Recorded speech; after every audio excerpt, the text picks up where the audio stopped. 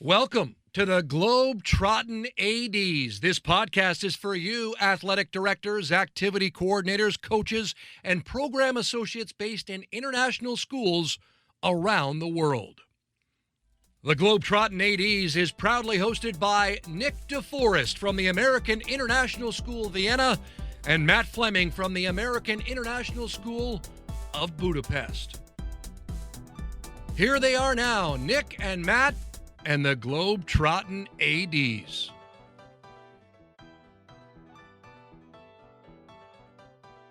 And it's my great privilege to team up with both the NIAAA and the NFHS together at your 51st Annual National Athletic Directors Conference and NIAAA meetings.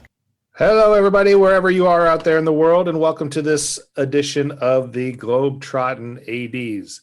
We're going to do a special edition today. We're going to do a wrap-up of the recent NIAAA National Athletic Directors Conference that was hosted online, which Nick and I participated in, as well as many other ADs throughout the world. And we're going to kind of do a recap of some things that happened in the conference, some highlights, some feedback, and what people thought of this unusual yet effective conference, which we were able to join luckily this year. So what's up, Nick? Hey, Matt. Hey, everybody. Matt, you said it. This is a recap, but not just us talking after the fact. We made clips with tons of people throughout the conference, clips from parts of the conference. You heard Tony Dungy just kick us off there. He was the opening speaker. And lots of different things. So we have a whole bunch of sections. We're kind of breaking it down. We have a section that we'll start first and talk about courses and workshops, roundtables and section meetings. We'll get into the opening and closing sessions. Then we have a big clip section with things that we missed about the in-person conference, things we liked about online. We'll talk about the exhibition hall, positives from the year, and then talk about some fun stuff at the end, maybe close it off on a fun note. So let's get started and talk about the LTC courses and some workshops, Matt. So one main thing about this conference was that the courses were a week before, right? Yeah, and they were they were really good with the international crowd too, I think, with the timings of the offerings of the courses. So for example, they were all before the regular LTC. So if you wanted to take a 900 level course, they were offered 9 o'clock Central Time, which is what they were going by, Eastern Time in the US, EST. So that was good. So everybody had a common time that they could kind of plan around for that. So it was good for us being here in Europe because that meant 3 o'clock we would start a course, and ours went from 4 till about 7 o'clock in the evening here. So that worked out pretty good. But if you were taking one of the other courses, then you had to take it later in the evening depending on where you were. But with the spacing of the 900s before all the rest, it gave some people a chance to take 2 courses in a day, right? And I know at least Dave did that. I mean, a long 8-hour day in front of the screen, but possible, right? Yeah. And what was also interesting to hear from the NIAAA was actually the 900 courses were some of the more popular ones. Right. So in terms of numbers of participants, that was good to hear that those courses were well received and more are taking them. And I'll be interested to see what the average was for all courses and kind of where the 900s compared to that. I remember we had a pre-meet with the NIAAA exec guys, and they said of course the 500 level courses are usually the higher numbers in terms of participants, because those are the entry level ones, and you get a lot of folks who are just starting out in the program, and they'll take those. But it was good. That was promising to hear. Yeah. I mean, we had the biggest number we ever had in 904, and it was great. I think obviously the exam being offered gave a lot of people some incentive to take those 900 classes all in a row. Yeah, sure. You know, we had over 20 people take 901, 2, 3, and 4 days in a row, and then we'll probably have sat for the exam by now. Yeah, well, good on them. If you're one of those folks listening, congratulations, and well done on sticking that through, because I know that's a grind, especially this way, being in front of the computer. It's another thing when you're doing it in person, but when you're online doing these courses, it can be challenging. Let's just say that. Absolutely. But even, with all the offerings online since March, it's great to see that the numbers were still really high for those courses. Absolutely. Well, the next big part, obviously, of the conference is the workshop sessions, right? And that was one massive bonus this year, is you can watch every workshop, right? You can go back and rewatch it after it's happened.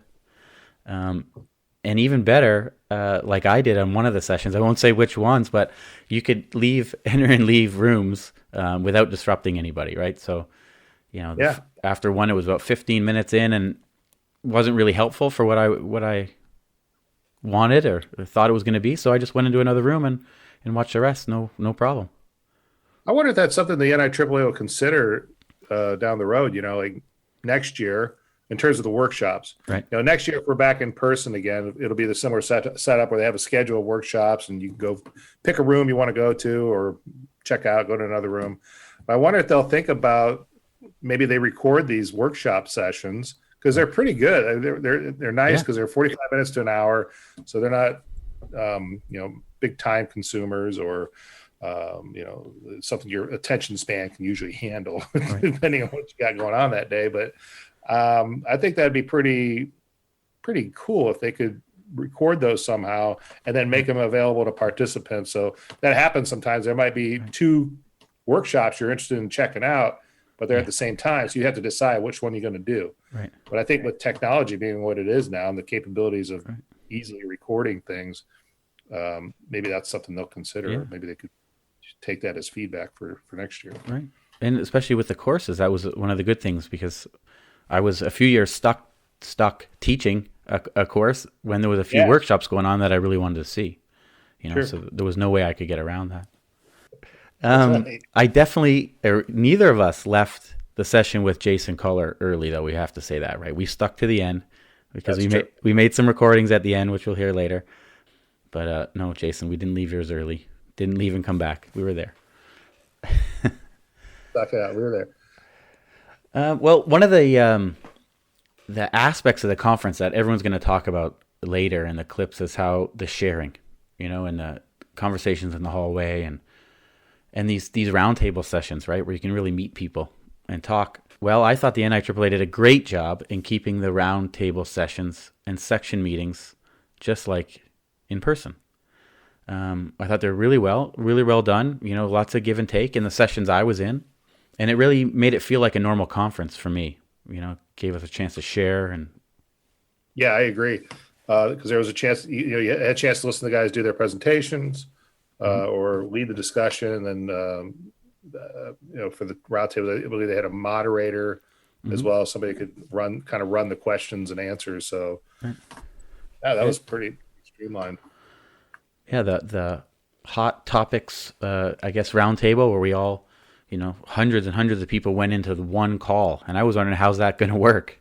There's only one button to join, but there's, 8 different topics and rooms, right? So to have that and then be able to select what room you wanted to go to, I thought was great and really easy to organize, which was pretty cool. Yeah, and just to get back to a workshop, one of the ones that was interesting for me was I went to one that was presented by two ADs who are it was about building new facilities, which was interesting for me because we might be doing that at my school. So, but it was interesting to see the comparisons of types of facilities you can build. This guy was the AD from Texas, a large school district. I can't remember the name at the moment; it slips me. But the stadium they built cost $70 million, which was quite impressive. I must say. 70 million. Hey, that's Texas. That's great. Texas. But I still found it useful because the guy had a lot of good insights about the process, the stakeholders, and the pitfalls. And what a project! That must have taken up 2 years of his life, I'm sure, or more. Right? Getting the funds and everything, getting it all leading up, and then the construction, and well. Yeah. Anyway, sorry. Well, no, that's good. We should definitely talk about the section meeting, though. A big part of the conference, for people that aren't on the committees to come in and listen to what that section's up to, how they can get involved, and we had a good turnout for ours. It was a great turnout, and the thing I walked away from that meeting feeling really good about was the interest level of folks to jump in and they want to get involved, either joining maybe the ad hoc committee or being regional coordinators, or maybe even getting on board to teach classes to become part of the faculty. So that was promising to hear, because that tells us that people are definitely interested. Some of the folks we know already because we've met them at other conferences. So I think they want, as they get more involved, they want to do a little more, which is good to see, because for me, the more the merrier. The more personalities we can get into the group, the better. And you just get different angles, different viewpoints, especially people coming from all different types of international schools from all over the world. So that was a good thing to hear from. Yeah. And everyone that mentioned anything in there, I put your name to Bruce, and that email's still coming. So don't worry, you didn't miss it. We'll get you on board. That's for sure. Big thanks for the enthusiasm to all those folks. And that international section meeting was just the start of that day. It was early in the afternoon, and then I hosted a bit of a social after for anyone that wanted to stick around and enjoy a beverage. And we had a great chat. About 20 people were on there, and most of the recordings that are coming later were taken from that social, let's say international social, which is one of the things you can't have online, or not as fun to the meetup. So it was really cool to be able to do that, and everyone that was on there had a good time. I think we talked shop, but also had some laughs. So it was great. You get to catch up. Okay, but before we get into the clips of the conference and people that we've taken, we have to start, let's say, at the beginning, the opening and closing general sessions. Two real high profile people kind of opened and closed the proceedings, and both from Florida. So I think they both would have been there on stage if we were in Tampa, right? That would have been really cool to get a chance to possibly meet Tony Dungy, or at least shake his hand and say thank you or whatever. But I got a chance to catch a little bit of the clip. I haven't watched it all yet because the time he actually came on when they first put it out wasn't really great for me. So I still haven't had a chance to go back and watch it. But that's going to be that's going to be a nice thing, at least with this online version. I can go back and watch it sometime. So I have some time now. I can do that over the holidays, which would be good. Yeah. And that it was pre-recorded, right? The opening, it wasn't it wasn't a webinar or anything. It was there, and it was a collection of videos and everything that the opening session really is. There's a keynote speaker. There's the welcomes. The presidents. You have the election, which we'll talk about. There was campaign speeches in there, but it really is a lot of good content that you can take. It's just general. Remember last year in DC, that opening session won't be forgotten for a while, right? The backpack up and down, Coolio. It's always really good. And so different feeling, obviously, sitting at home or wherever you are watching it and not in a big room. But message still well received. And this is where we want to play our first clip. I got a clip of Tony Dungy talking a little bit about culture and winning atmosphere. Here we go. All right. Winning atmosphere is a winning thought process. And we had one sign in our locker room for the 13 years I was a head coach, and it was only 6 words. But it really stressed what we talked about: is expectations, execution, and below that, no excuses, no explanations. So our expectations, we're going to think like champions, we're going to expect to be champions, but then you can't just think about it, you've got to do it. What does it take? And what are the things I have to execute to get that done? And then I'm not going to let anything stop me. No excuses, we don't have enough money. Well, okay, we'll work around that. What can we do with the budget that we do have? no explanations as to why we can't get it done. And I think that is how you change the culture and create that winning atmosphere. Yeah, so that's a great clip. And again, I think no matter where you are, international, stateside, Canada, whatever, that's a pretty universal theme in terms of applying yourself and doing the best you can do in your job. So that was inspirational to hear from Coach Dungy. Yeah. And really any size school, any team, any program really doesn't matter, right? It's great. Yep. So we mentioned it a bit already, but one of the other things at the opening ceremony were the campaign speeches and the election. Yep. And our friend Mike Ellson was up for election, and unfortunately he lost, but very surprising for us anyway, watching the speech and then hearing the Globetrottin ADs mentioned. That's great. Shout out.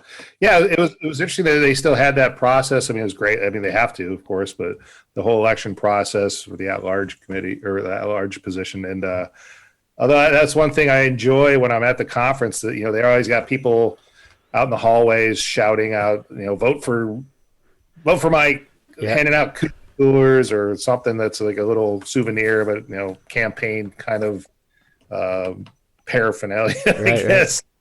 Right. And they're selling 50-50 raffle tickets too. You can get those. It's always like a festive atmosphere. So I kind of miss that, of course, but it's interesting that they still had the process in place. And of course, Mike ended up not gaining the position, but I thought, his campaign speech and his efforts were pretty solid. Yeah, absolutely. And I had a chance to sit with Mike and Doug Killgore and Phil Rison after our last roundtable, and talk to him a little bit. We'll hear a lot of that clip near the end, but let's listen to Mike right now talk about losing the election, but then also the award that he was recognized with. Okay. Well, I mean, like everything in life or throughout my life, one door shuts and it just means there's another door to walk through and another street or avenue to walk down. So I'm so fully entrenched in many different parts of the NIAAA, and it's a B12 shot every time I get to be a part of any of it. So, for example, this afternoon, we're beginning the new mentor cohort. Mm-hmm. And so there's not a lot of time to cry over spilt milk. It's time to get back up and get going again. And, I read a lot of leadership books. I do a lot of speaking, presenting, been at my school for 34 years. And so, when you have that much experience, you're going to get knocked down and you just got to get back up and keep going. I mean, that's it. So that's my mantra right now. And I'm disappointed, but not, it's not going to stop me from doing all of the other things I have the opportunity to do. Perfect. Thanks, Mike. And there obviously was a positive too, because you were honored with an award at the same conference. So like you said, one on each side there. So what does that professional development award mean to you? And, what did you think when you found out that you were this year's winner? I was beyond thrilled. There's a personal touch to this award because Mr. Kowaleski was my high school athletic director. So to have that legacy, to be able to have that touch point. I actually, when I was in high school, stayed at Mr. Kowaleski's house. His son, Mike, was a friend of mine, and we were officers in the Fellowship of Christian Athletes in our high school. Mr. Kowaleski always wore the green jacket in our, we were green and white, the Newcastle Trojans. And so when I found out that I can't imagine a better award. Frankly, if I don't ever get another award in my entire life, I'm totally fine with it.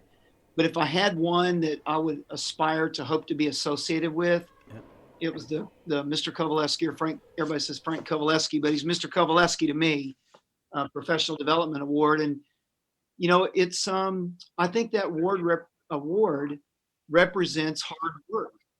And I've taken over 50 LTC courses, and I've taught and written, and I'm right. And I love hard work.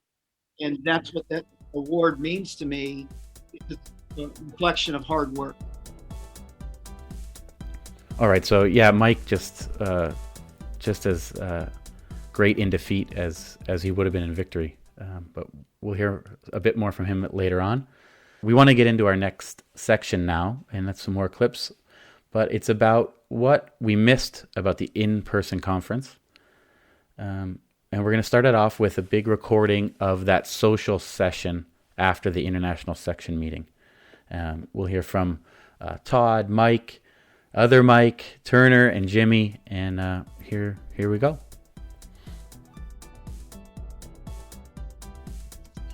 I would say the social interaction is the thing I'm missing the most.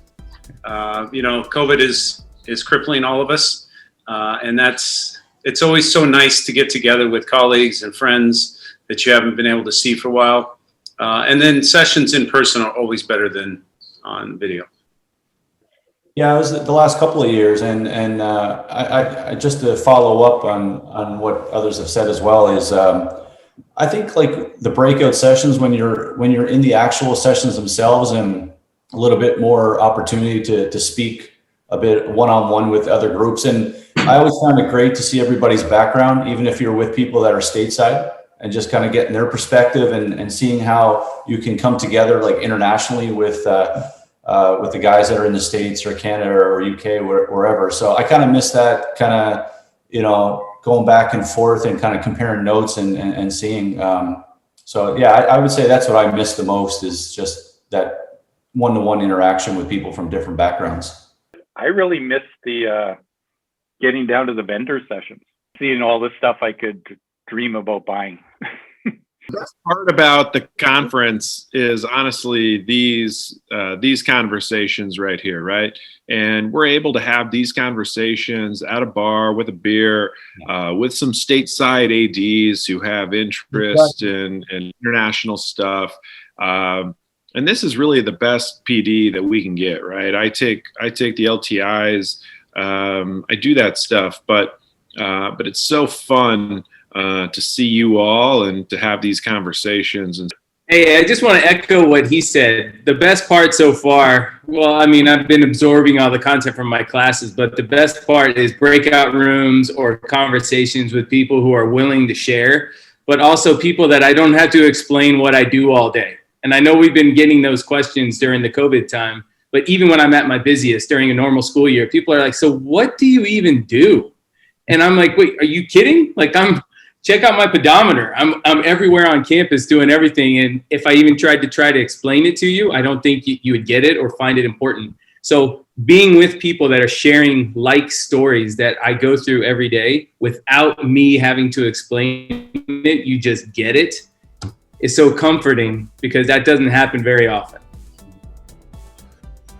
Yes, we also have some clips from Jason Collar as well as his co-presenter Masanori Taguchi. So that was fun because we got to talk a little bit about pro wrestling, which was always a little bit exciting. We'll hear from Jim Matter, our good buddy Dave Horner, and I was lucky enough to get some feedback from Kelly Lang, who's down there in Muscat. So some good feedback coming through. That's easy for me. It's the face-to-face. I mean, Nick, I've known you and Matt, I've known you guys for several years. I mean, I don't know, 8 or 9 now.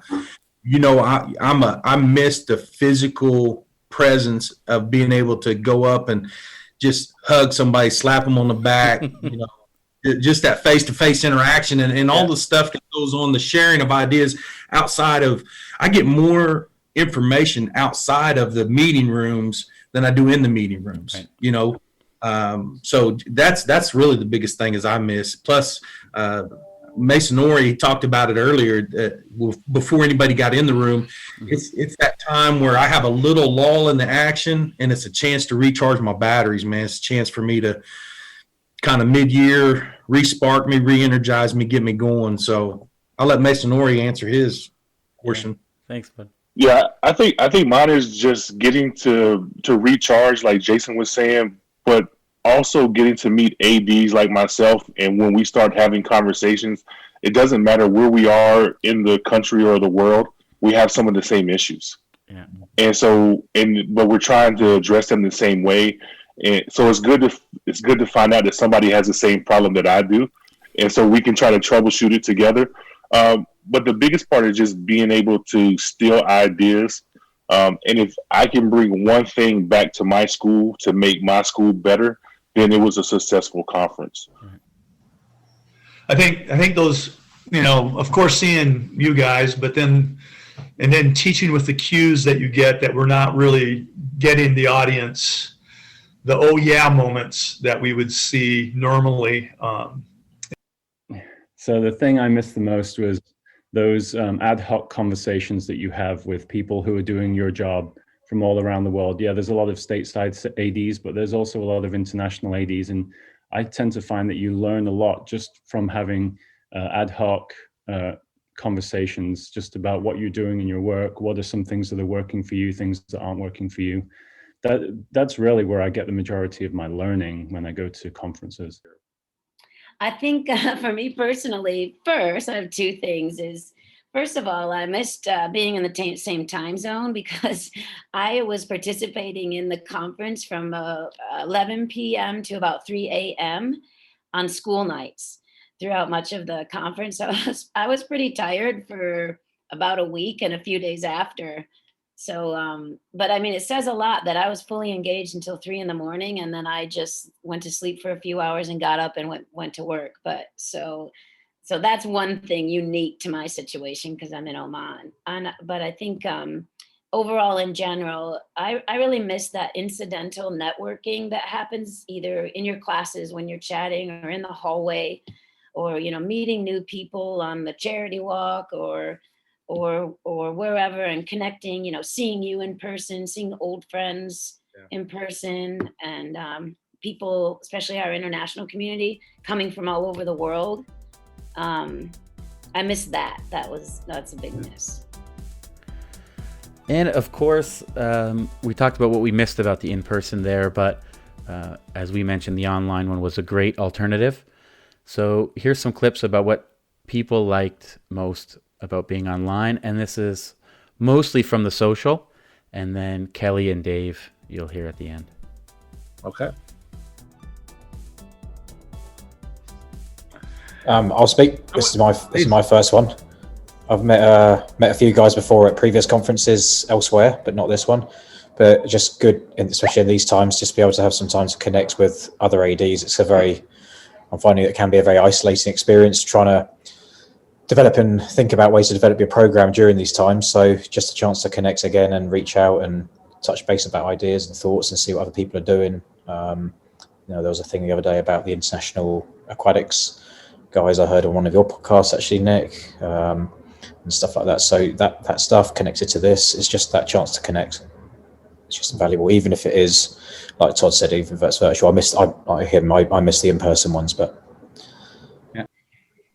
This is my first, Nick, so I look at it like just nice to see a little bit of evolution within the group of, guys who are leading the NIAAA and taking the chance, because I know probably a good amount of them aren't, as tech savvy as maybe we are, because we've been working with a lot of the, background team meetings and whatnot. But, I feel like they're doing a pretty good job. I've had my comments on certain courses I took this week, but, being honest with them and giving them that feedback will help them improve, just like, the content and the education helps us improve. So, right. Well, obviously the networking. I mean, I've been around. I've been in Qatar for a long time. I've met Todd doesn't remember it, but I met Todd in Bangkok for Kirby's Fair. I've known Kirby when Kirby was at Qatar. I knew Mike Meyer when he was at Qatar Academy. You get to know kind of people around and stuff like that, and kind of coordinating that through.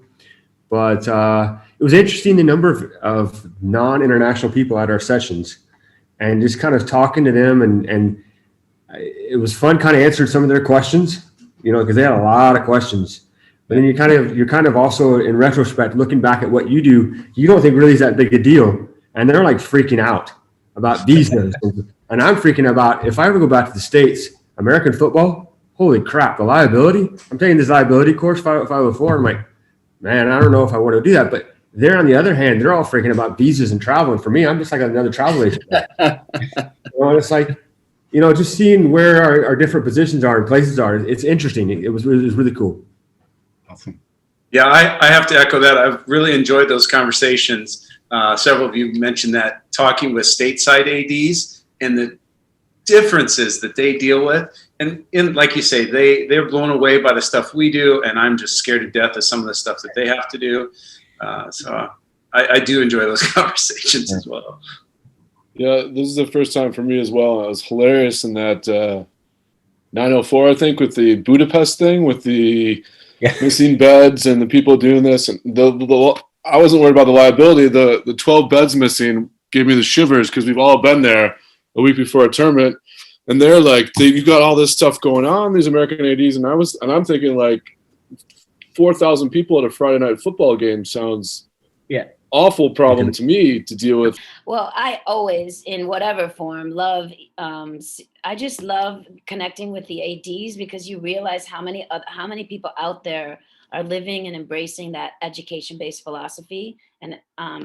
And sometimes, in your own building, it can feel like you're driving it, and then you realize, I don't know how many. Usually, there's a couple thousand people at those conferences, but you realize how many of us are out there with the same common philosophy.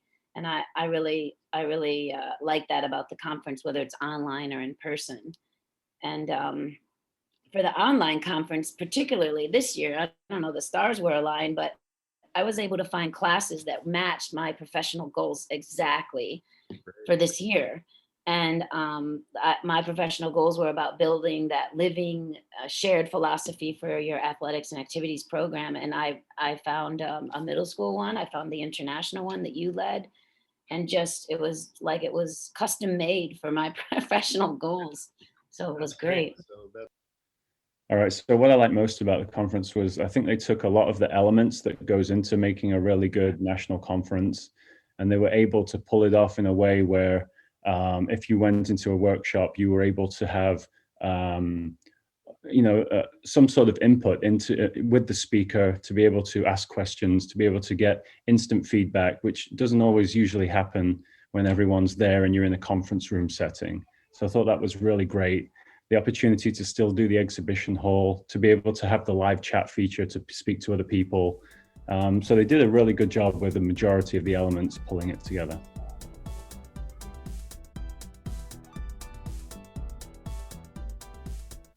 Right. So another, interesting part of this conference, they still had an exhibition hall where you could check out vendors and see what they had on offer. I didn't get a chance. I kind of did an overview of everybody because it was, for me, it was just more screen time, which I could take or give or take, I suppose. But I did kind of scroll through and see what was out there on offer. That's one thing I definitely missed from last year, because we had the chance to see all those folks and interact with the salespeople and get some souvenirs, some take home stuff, and then play some contests and things like that. So we'll hear. That's part of what Kelly's feedback was as well. She talked about that and the fun stuff that's usually involved. I think overall, they did the best they could, of course, given the situation. And I think that's still a resource that's available. So there is something you're looking to buy to enhance your program, or you need equipment. I think you can still go there and check them out and get those resources, or at least those contacts. And that was a big difference with the V-Fair thing, right? The kind of the way you walked into the conference and it was set up, and then you had your sessions on the left and you had your exhibition hall. It was cool, but like you said, Matt, it wasn't not like the in-person, just massive spectacle that you would walk into. Yeah, it's such a highlight. If you've never been to the NIAAA or the NADC, it's pretty, it's awe-inspiring because you don't expect that, and all of a sudden it's just this massive space filled up with all these vendors and stuff, and it's like going to a carnival. Well, we wanted to hear not just what we thought about it, but obviously what a vendor thought about it, the other side, if it was worthwhile for them. So of course we got Coach Evaluator, one of our two sponsors, to give us a bit of feedback, and I'll kick it right over to Al.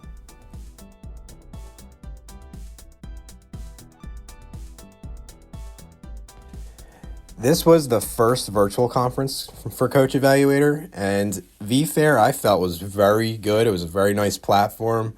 I think it was very well done. And I liked the chat option available where you could be in the chat room and people were coming in to ask questions, and even just had some of our current users say hello.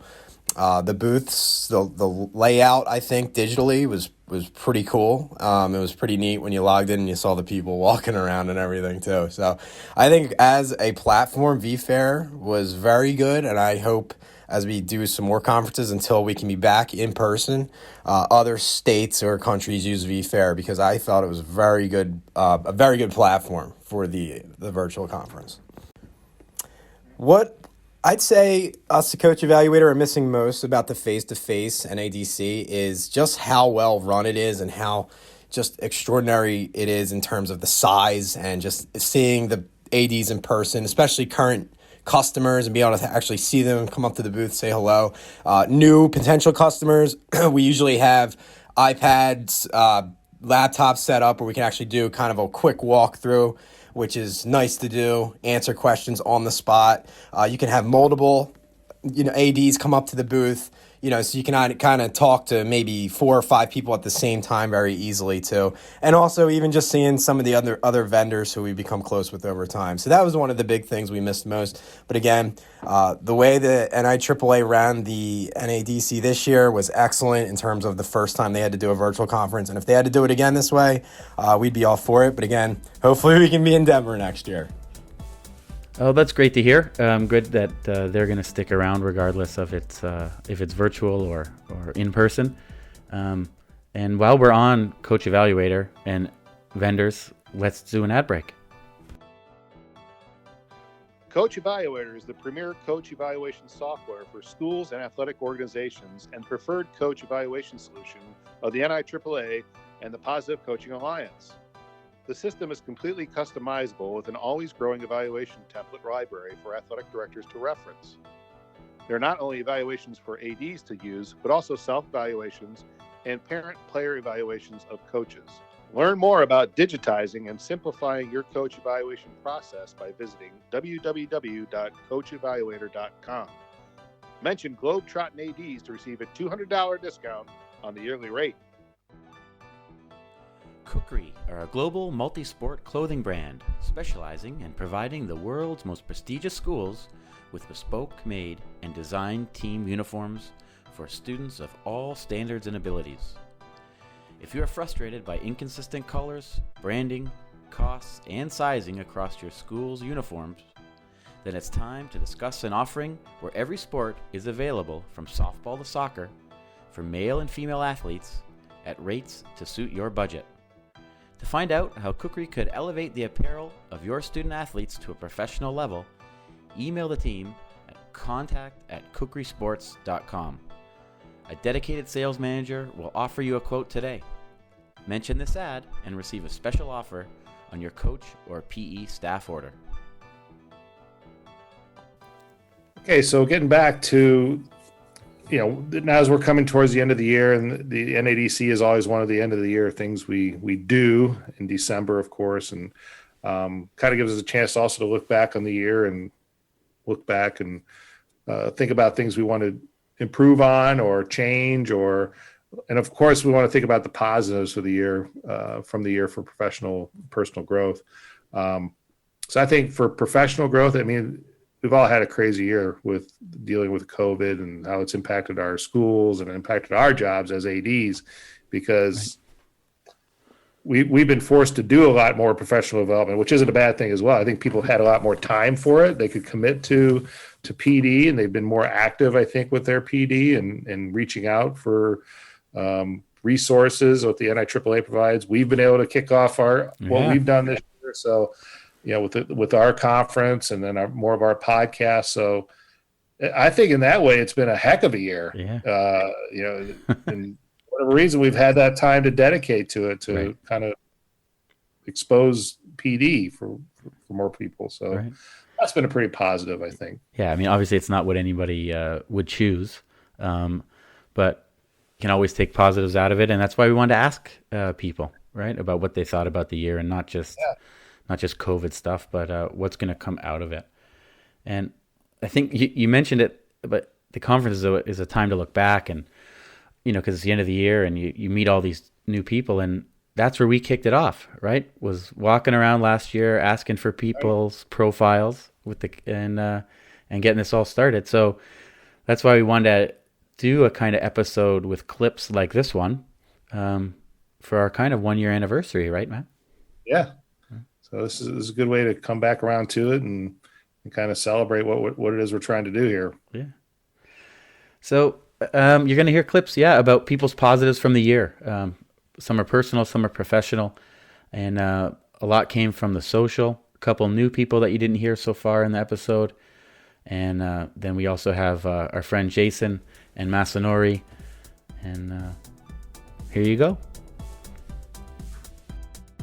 I think what's been so interesting about this time is people have really embraced purpose, right? And so we always talk about purpose. We always say we're educationally based athletics. We're all those things. But when the rubber hits the road, people want to beat their rivals. And we're a victim of that here in Shanghai with like SAS compared to Concordia, stuff like that. And this has been such an interesting time when people have fully embraced the purpose, what we're doing. They're being creative. They have to think about what is my main job and what are we trying to get for our students right now. And I think that's been a huge step. Scott Hossack is not here right now. He's an AD at SAS Pudong, Shanghai American School in Pudong, here in Shanghai. And we have these Friday night events. We call it Phoenix Friday. He calls it Friday Night Lights. And he has said that he's had better attendance and better outcomes from having Friday Night Lights being a full intra-school event, student v. staff, where the focus is on the kids and having fun and doing all those other things. And so he may stay with that. Like he may not go back to rival competitions on Friday night. And I don't think Concordia is there, like my school. I don't think that we're going to be in that position. I think we want to play rivals. That being said, it's such an interesting moment for us to really consider and ask ourselves, what is our purpose as ADs? What is our purpose as an athletic department? And that's a good thing, because when you ask that question, it leads to better outcomes for our students. And this has given us that pause to think about that. One of the things that I can take out of this COVID stuff is that I didn't realize I was so creative, because we're having to be so creative all the time to try to keep kids engaged and doing different stuff. I'm not reinventing the wheel all the time, but I am picking and stealing from other people. Quite a few people on this call, I've taken their ideas. I used the sports movie Madness. I got that idea from Nick. I've done some paper basketball trick shot challenge stuff. I stole that from Mike Deneef.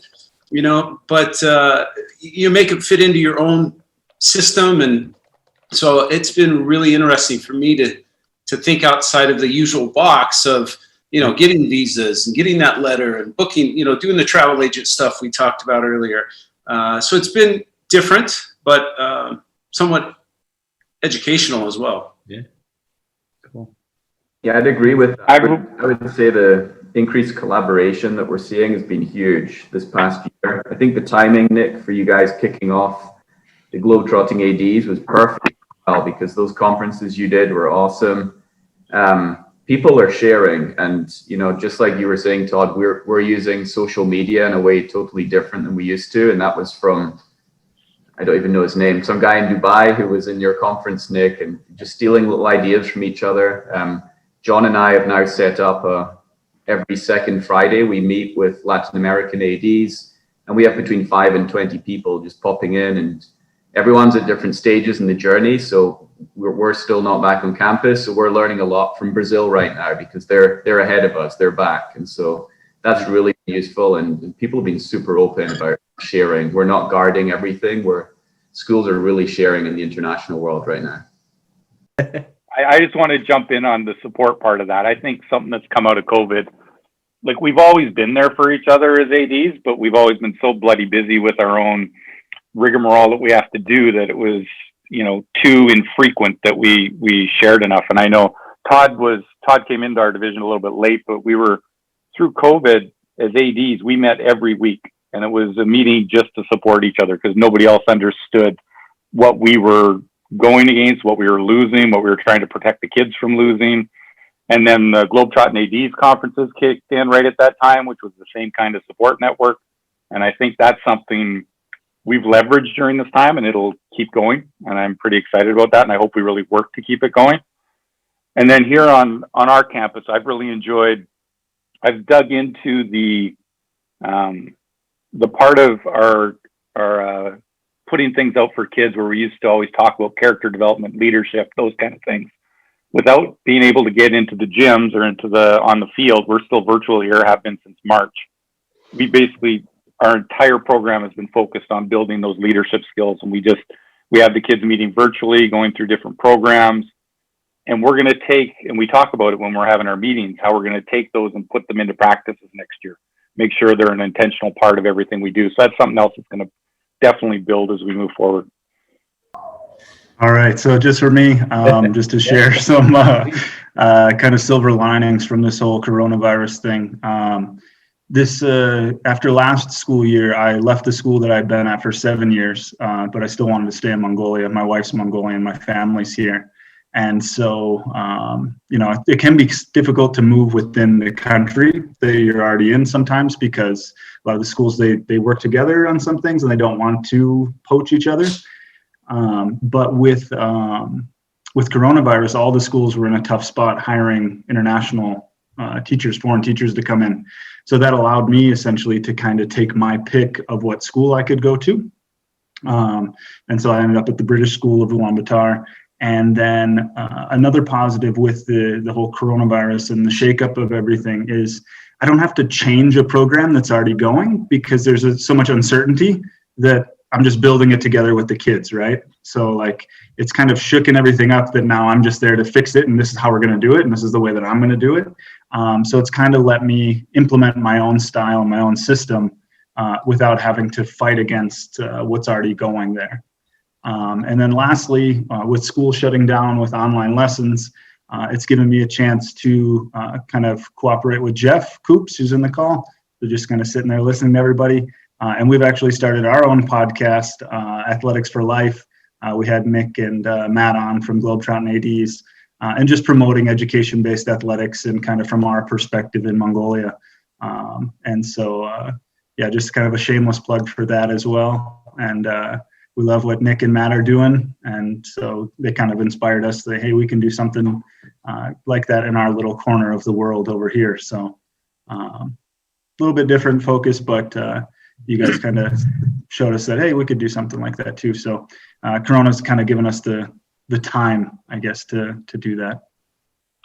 Speaking about time, so for the last 3 years, we've been under an embargo in Qatar. So it's been rush trying to find tournaments because we're not actually able to participate in our conference tournaments for over half of them because they're in Dubai or Abu Dhabi. So we can't travel and they can't come to us. And so we've been going to Kirby, we've been going to Japan, we've been going to Getz in South Africa.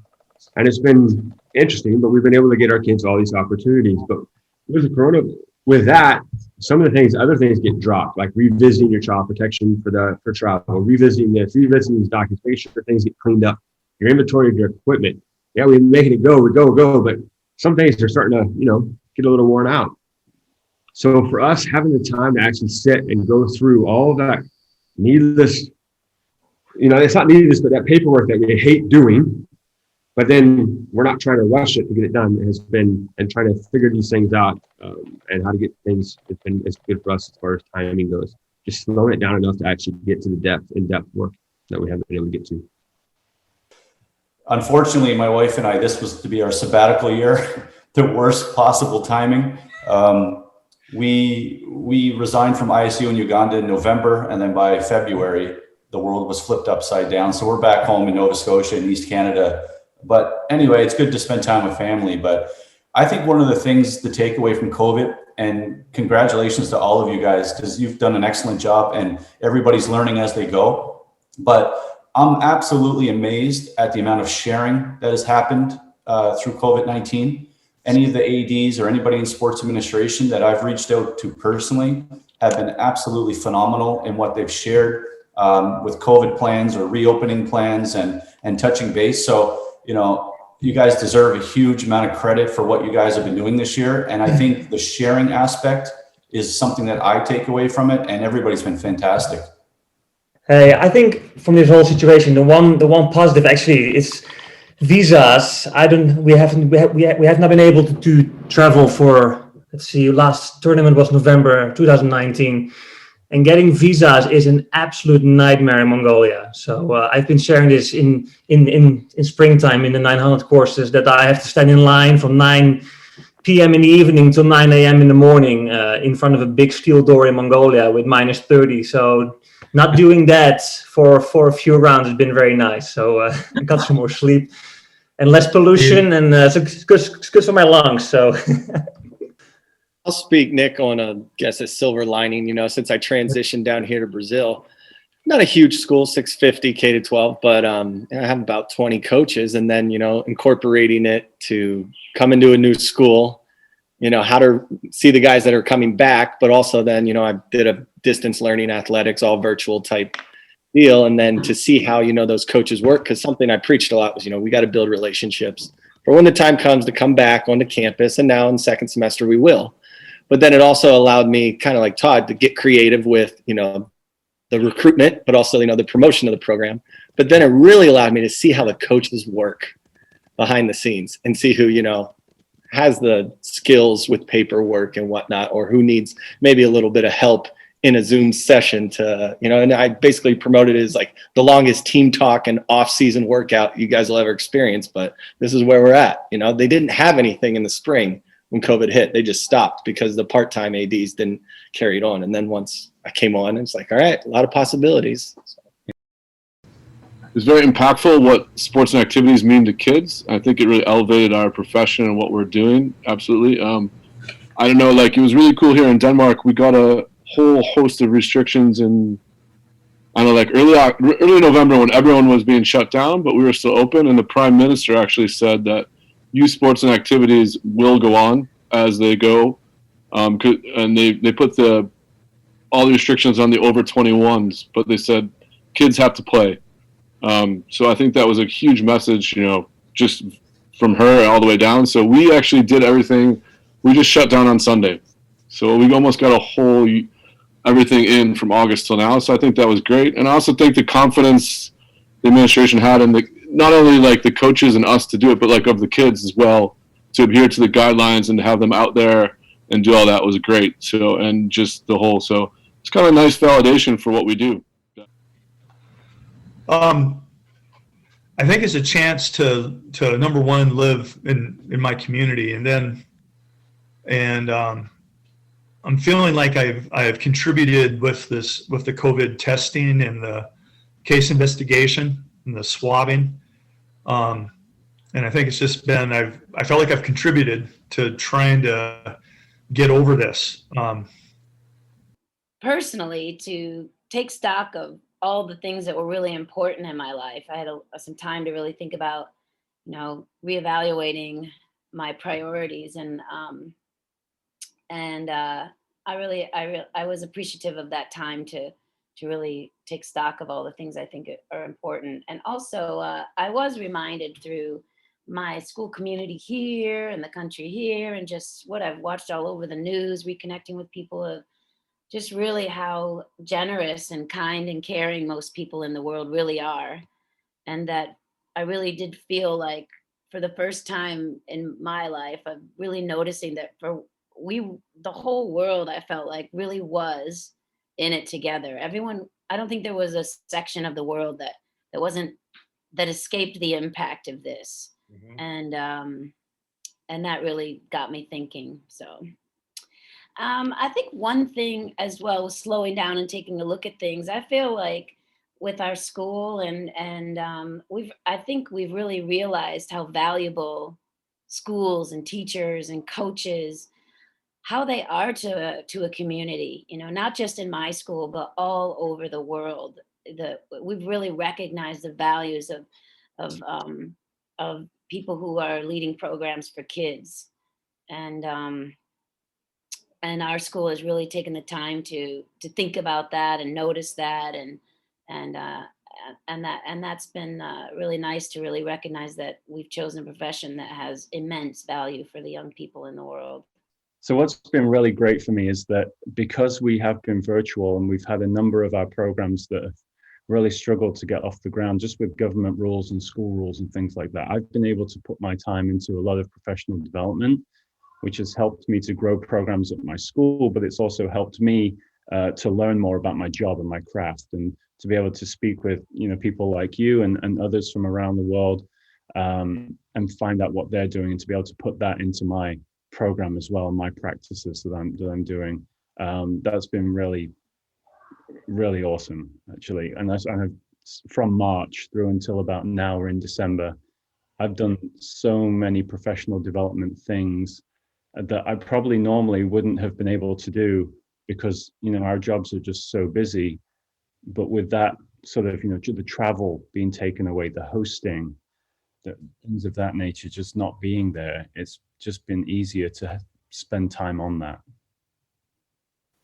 Yeah, definitely. I think before this pandemic set in, man, I didn't know anything. I never even heard of Zoom.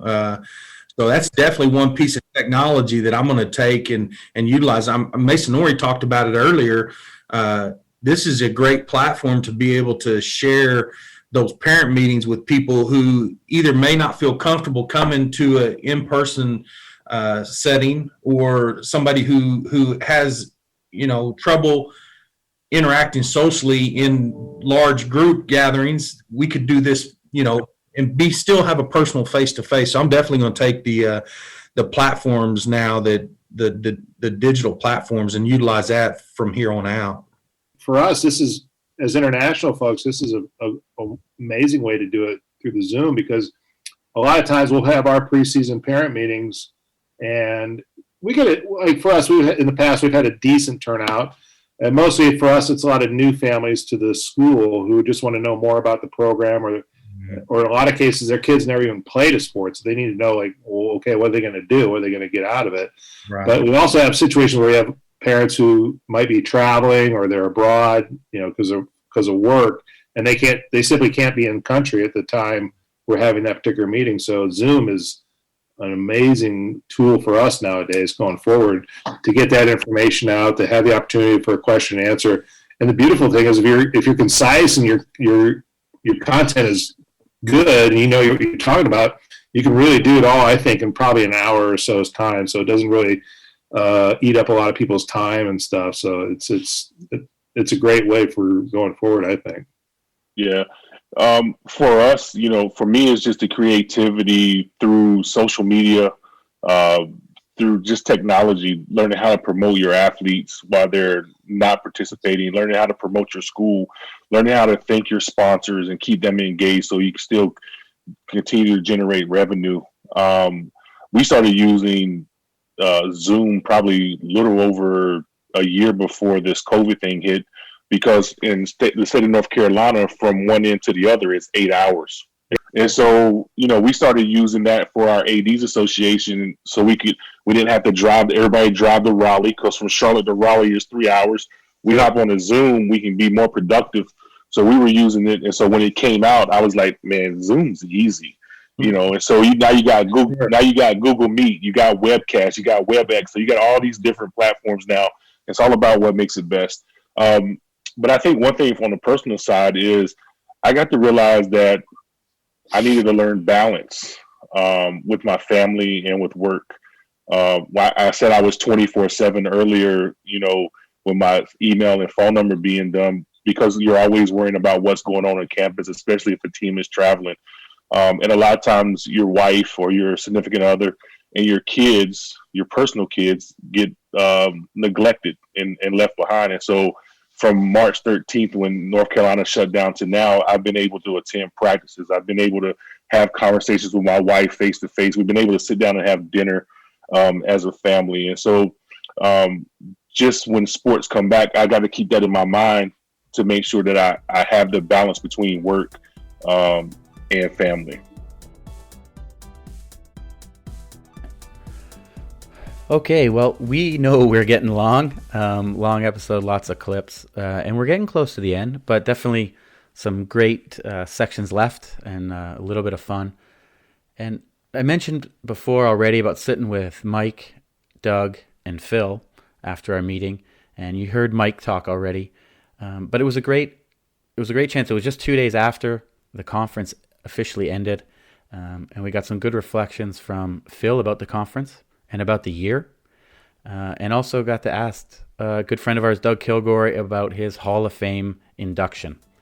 And yeah, that was great. It's a nice little wrap up. So here you go. Well, Doug Killgore, Hall of Famer. Doug, congratulations, and tell us what it was like when you got the call. Well, I was temporarily dumbfounded, which any amount of being dumbfounded is incredible for me because I rarely am at a loss for words. But I remember getting notification back in January, I believe it was, and it was, I knew I had just very recently retired, eligible, whatever you want to say about the whole thing, and it was really a shock. I immediately started thinking about the people that were already in Hall of Fame, the majority of whom I set up on pedestals. I mean, they are people that brought me along, that slapped me down, that encouraged me, that assigned me duties to expand my boundaries. And it became one of those things that, it was an awe-inspiring experience.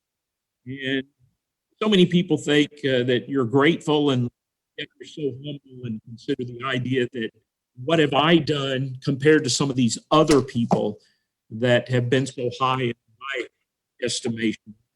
But this entire experience so far has been great.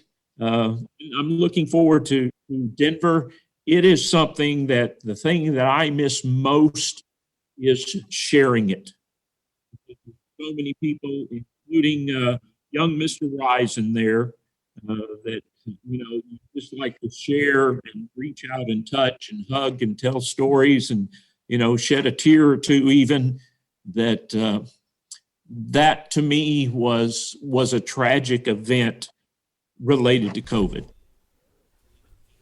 Thanks, Doug. That's great. Well, you mentioned Phil, and we're on the end of a give and take session here. And we've been keeping you waiting, so thank you. You did this extra session to suit the time zone, and I wanted to highlight that and say thank you because no matter what we do, we always get the support of, it seems like the whole office, from the all-stars like Mike and Doug, Phil, and you're in every session, every meeting that we're in. Mike, who's just left, and Bruce, and everybody, you're always so supportive. So before we hear about what you think about the conference, I really wanted to say thank you from all of us for all this high-level support that we always get from you.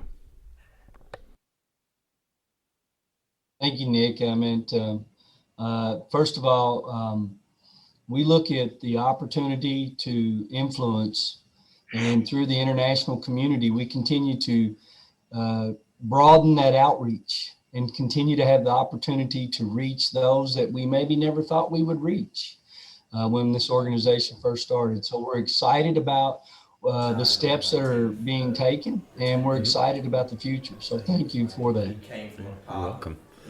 Well, one more question. I know it's really close to the end of the conference now, but give us your impression. How did it go? What was your favorite thing? And, obviously we want to be in person. Well, that is true, Nick. We do, as Doug and Mike have already alluded to, we wanted to be in person. This year it didn't afford itself. And so with that, as an office staff, I think for me, the takeaway for me is to watch the plan develop and then to see it come to fruition in the sense that seeing everything play out throughout the conference. As you know, the opening general session there were over 16 different recorded sessions that were migrated into one at production. And you've already talked to Mike Ellson and then Becky. Both of them did their speeches. They loaded them into our platform and then our core. So to see that was absolutely phenomenal. And then to see, I think, the participation in our workshops and to see those. And then again, Nick, our leadership training, when you look at that over that 4-day window, we exceeded a record of leadership training courses compared to any other conference we've ever had. So there were a lot of takeaways, a lot of celebration, a lot of anxiety in the sense of sitting behind a computer and not having control. And so with that, we learned a lot. We would like to celebrate that success, but I think for Mike and I and the staff, where we want to be in celebration is in 2021, we want to be in Denver and being able to see our members. I think our association, one of the most important things is relationships. That's the networking component that we all want to be a part of. And we want to see each other. We want to communicate with each other physically. I think our soul wants that. And so with that, we look forward to hopefully, as our athletic administrators work through could be their fall season starting in January, or it depends on where they're at with that spectrum. But as they work through that, we're going to work with a positive attitude that in 2021 we're going to regroup and have a celebration in Denver.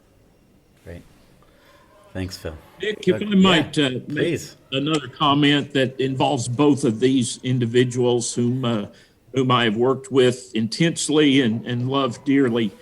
In my experience with the NIAAA, a significant time of that being on the board, all these elections and decisions and personnel and committees and awards and all of this thing, due to the quality of our organization, it comes down to splitting hairs and then splitting hairs and then splitting hairs.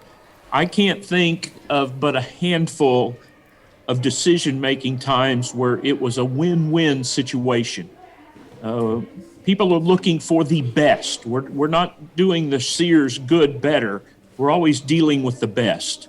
And even though Mike came out on second place in his election run here, there was no way anyone could lose. Mike is a grand fellow, and yet there is that give back of, I can't think of anyone more deserving, more representative of the Kovaleski Award with regard to leadership training than Mike. And I can take that back to, I was involved in the process that selected the new associate executive director, which had ended up being Phil. And at that time, we talked repeatedly, how are we going to make a decision? How are we going to make distinctions? We're going to get down to that splitting hair microscopic level again. And one of the greatest things about satisfaction is, in that particular case, and virtually all of the others, we knocked it out of the park. And I'm proud of Phil for the way he has performed, stepped up, and, in a lot of realistic probabilities, he could be the future leadership of the organization for many years to come.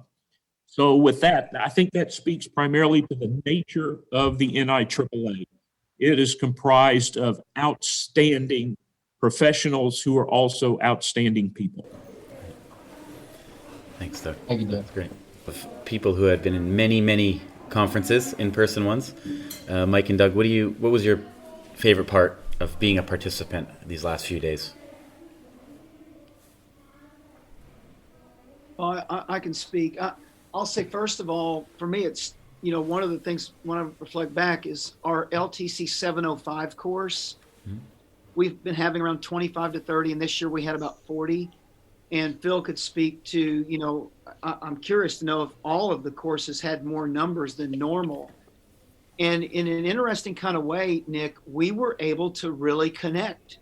We just rewrote the course last February, and Lauren Otero, who is a newly selected secretary of the board, and Mick Hoffman from Washington State. That was our teaching team.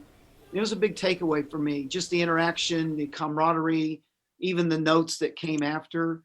And then to be able to watch Lannis interview Tony Dungy and Derek Brooks, to feel like that through the screen they were speaking directly to me, even though there were nearly 2,000 people in both of those sessions. Those were huge takeaways. And I think their messages were able to make more impact because of us watching on a screen than if we'd have been running out in and out of the room, or leaning over and saying, hey, did you do this or did you do that during the conference? So more laser focus was definitely an advantage of this conference. And then, I want to flip it back on Doug and say what an honor for him to be selected as a Hall of Fame member. It's a no-brainer to me because he's on that pedestal for me that he spoke to earlier about others. And, one of the teachers that teaches at our school here in Nashville used to teach with Doug, and you should hear her speak about him. Now, that's not someone from the NIAAA saying the politically correct thing. It's somebody that really knew the essence of the man, or knows the essence of the man. And he's a Hall of Famer, both with the NIAAA and in the trenches with fellow faculty members. So huge shout out to Doug. And then, like we're all saying, just a big shout out to Phil and Mike and the entire staff, Nellie, Alex, Cheryl, Patty, Sharice, all of them, and the phenomenal job that they did to pull this off. So my takeaways are 100% all positive, but I don't want to do it again online. Hey, Nick, I would be remiss. I would be remiss if I didn't mention Mike and I and how proud we are of Lannis Robinson and the job he did in leading our board and leading the conference through meetings. And I thought it was interesting. I shared with our board yesterday in our final meeting. I had a friend of mine, whenever Lannis was the closing general session with Derek Brooks, I had a friend of mine text me and say, wow, isn't it neat that Lannis gets to interview these two legends? And my reply back was, no, isn't it neat that these two legends get to talk to the NIAAA legend? And I really felt like he just, his demeanor, his approach, his style was just absolutely perfect for this year. It's unfortunate we didn't get to visit Tampa, his hometown. But as a true athletic administrator, and just as what Mike is talking about, those life's flows of highs and lows, Lannis dealt with that with true grace and dignity and led with distinction. So next up, we're going to talk about meeting interesting people, and that's always one of the highlights for me, is coming across, me enjoying the social aspect of the conference and getting out there and coming. You always meet somebody new, you always meet somebody interesting or learn something new about something. And we were in the we were in the workshop with Jason Collar, his preseason meeting workshop, which was great. Yeah. And the co-presenter was Masanori Taguchi from North Carolina. And before the thing even started, we were making some small talk before the workshop even started, and found out that Masanori's dad was a former pro wrestler in the WWF. Yeah. Yeah. So as soon as I heard that, I got excited because I loved pro wrestling when I was a kid. And I still have some good memories of watching it and going to some events in person. So that was cool to hear. I appreciated hearing the stories about his dad being I guess he was also an instructor. I guess he was a pro wrestling coach in addition to being an actual wrestler. Yeah, and because we hung on afterwards to ask them the questions that you've already heard, of course we took the time to ask a little bit more about his dad, and this is the reply he gave. My dad is a professional wrestler. He started in Japan, and he came over to Charlotte with Crockett in the NWA, and then transitioned to the WWF. If you ever watch, they talk about how wrestling circuits was regional. Like Vince McMahon was just the northeast, and then there was George South and Florida and Georgia, and then it was a circuit out west and Midwest and Oklahoma and all that, and then Vince bought all of it. And so if you made it to WWF, you kind of were in the elite of wrestling. And so my dad's stage name or ring name was Tiger Chung Lee with the WWF, and Kim Duck in the NWA, and in Japan he goes by Tiger Taguchi. The claim was he and Mr. Fuji were tag team champions. The Samoa SWAT team, Road Warriors, all those guys. But I think the thing that always, made him the maddest was he would ask who his favorite wrestler was, and it was Hulkamania. Hulk Hogan was my favorite wrestler. It was Hulkamania all the way. So I still watch it to the day. Up until I probably was 6, 7 years old, if you told me it was staged and choreographed, I'd have fought you. I'd have showed you that the figure four and the headlock was real. So it was. I still watch wrestling to this day. I don't watch it as much, but I still love watching the WWF. Not as much as I used to, but I tell you, in college, when Stone Cold and Dwayne Johnson, The Rock Johnson, and all those were going at it, man, it was some fun Monday nights at the football practice in the dorms. I had to drop in my Macho Man Randy Savage impression, which I think he got a kick out of. Yeah, you did. I wasn't sure when you did it at the beginning, but yeah, apparently with the Hulkamania running wild, I'm sure he did. But those are the conversations you have, afterwards, the bar. Hey, this guy did this or that. That's the fun stuff. So I'm glad we got a little fun out of the whole experience as well, and not just some good PD, right? Absolutely. And hopefully next year we'll be back in person out there in Denver, and we can meet some more and new interesting people. Yeah, exactly. Yeah, we'll have to think. Definitely a Globetrottin AD social somewhere, some fine establishment, or some other fun stuff we can think of. We've got a year to do our research to find a cool place that's got an international feel to it. So if anybody out there has a suggestion for somewhere in Denver that might be a good venue for the Globetrottin AD's social hour, drop us a line. Yeah, if you're on the committee there, someone from Colorado listening, help us out. Give us a good spot. If you've lasted this long through this whole episode and are still listening to this right now, of course. And some ski spots. I'm sure that won't be difficult to find, but I definitely plan on taking some time to do a little skiing. Yeah. Well, it was a good conference. All in all, I really liked it. Really, really well done. Absolutely. NHS great, and I'm happy to hear that. I think it was a success. If they feel like it was a success, we heard that the number was about 1,900 people participated, which is phenomenal that they were able to get that number, because I don't think they were originally. I'm not sure what number they were expecting, but I remember a couple weeks prior to it, it wasn't anywhere near that. So that was positive to hear for sure. Yeah, and then the number of internationals was the highest ever.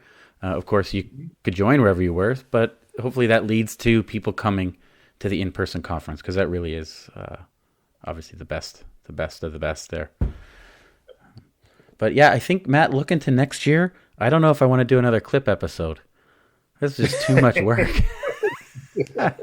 There's my year reflection is just interviews, conversations. Well, maybe we'll try it again next year. We'll just have a little more streamlined approach, I guess. We'll do something for sure.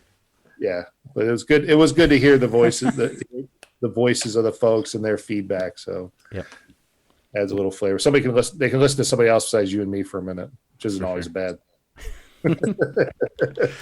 Okay, well, it is Monday, December 21st, and hey, we're on holiday. We're already. Yep. Get back to relaxing. But this is it for the year. So we'll come to you in 2021 with the next episode. So happy New Year. Happy New Year, everybody. And enjoy your holidays wherever you are. And we'll see you next time here on the Globetrottin ADs. Merry Christmas.